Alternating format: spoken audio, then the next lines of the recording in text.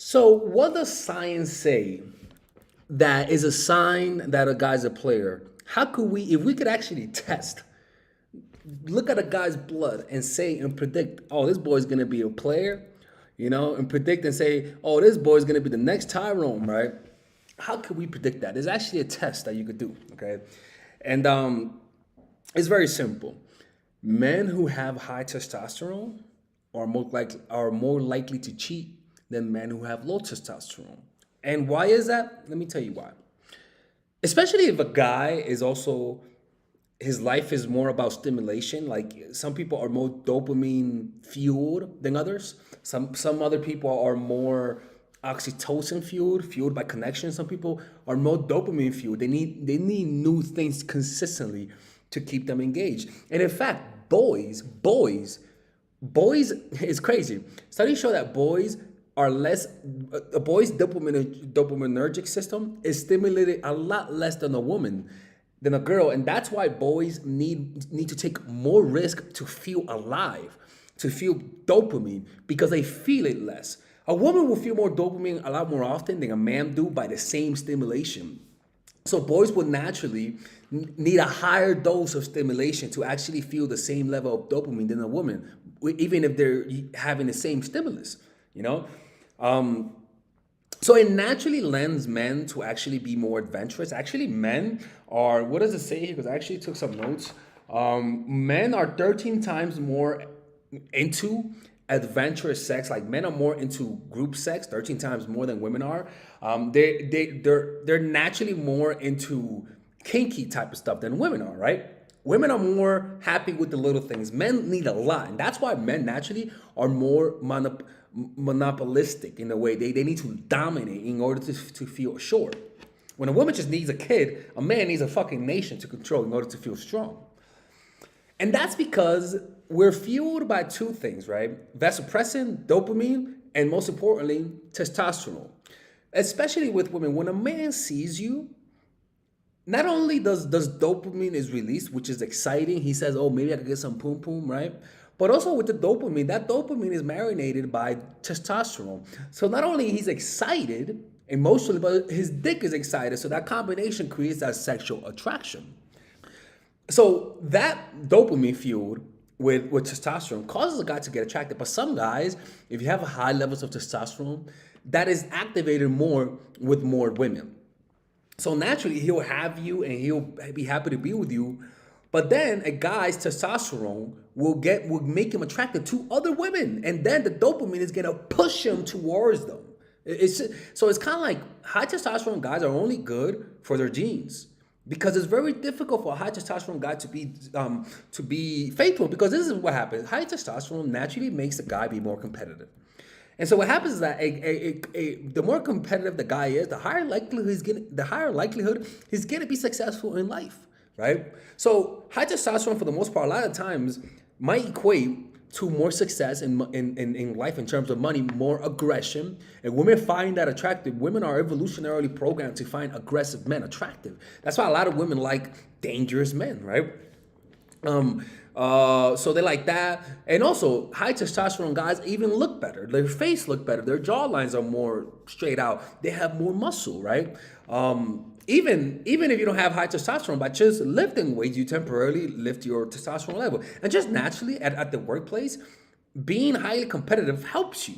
But if you're not highly competitive, you may be successful, but not as successful as somebody who's obsessively competitive. And so women would naturally be attracted to him, not only for his personality traits, but also because of the effects of his personality, because of the success he has because of his competitive nature. And that's gonna attract you. But the problem is that every woman sees that, and those guys cannot feel satisfied with just one woman because they're dopamine fueled. Dopamine always needs more, more, more, more. And if he has high testosterone, that leads to more pum pum. He's gonna want more pum pum. It doesn't matter if he likes you a lot. Understand that if somebody's fueled by dopamine, it naturally suppresses oxytocin, which is the chemical that you feel when you bond with somebody through physical touch, right? But then if you have low testosterone, if you're dating a guy who is low testosterone, you'll notice he's more intimate. You'll notice he's more affectionate. Why? Because high oxytocin and testosterone don't activate at the same time.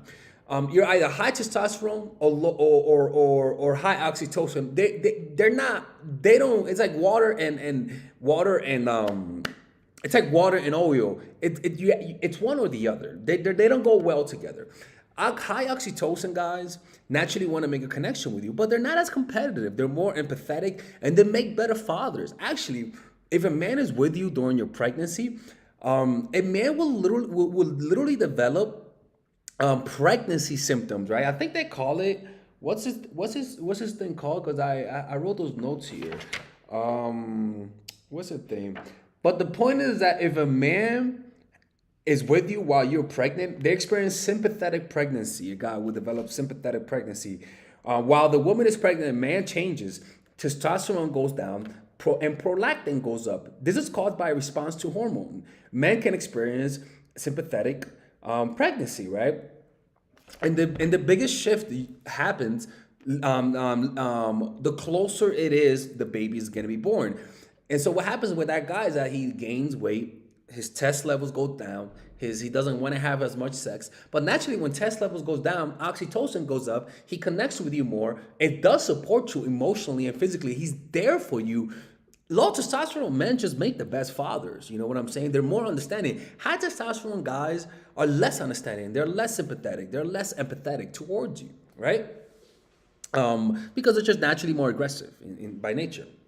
And then after 6 weeks after the baby's born, actually from birth to 6 weeks, his testosterone levels stay down until 6 weeks, right? And then testosterone level go up. And I believe that there's a correlation that after 6 weeks, a man cheats. I don't know. I'm just saying, like, because it only makes sense.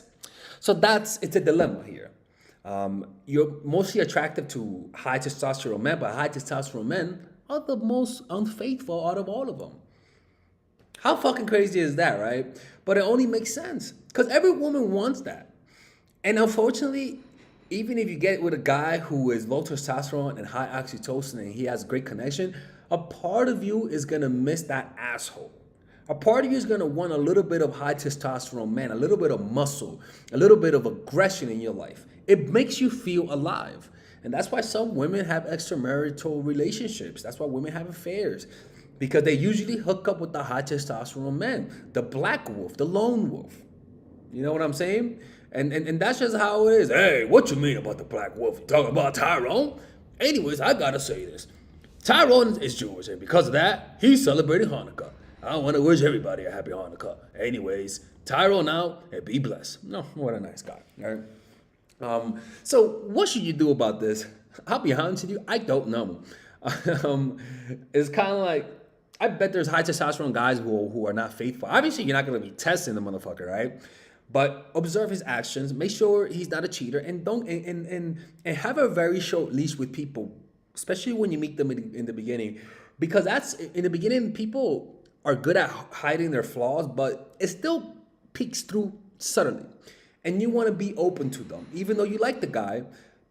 You got to be almost expect him to fuck up and look for it, because if you have a fantasy and you think he's never going to cheat on you, you're going to ignore evidence that he's cheating on you, and you're going to have confirmation bias. Understand, the brain has more neurons to tell the eyes what to see than the eyes has neurons to tell the brain what it's literally seeing.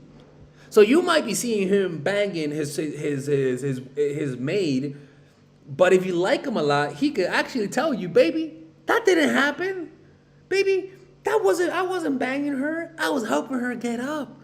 You know, you're like, oh, okay. I mean, it looked like you were balls deep in her, but I guess I'm a little blind, and I guess I need to check my eyesight, I suppose. You know, some women really do fucking fall for that shit. I mean, it's kind of ridiculous. Anyways, I hope you guys enjoyed this video. This is more like an informational video, according to science, I suppose.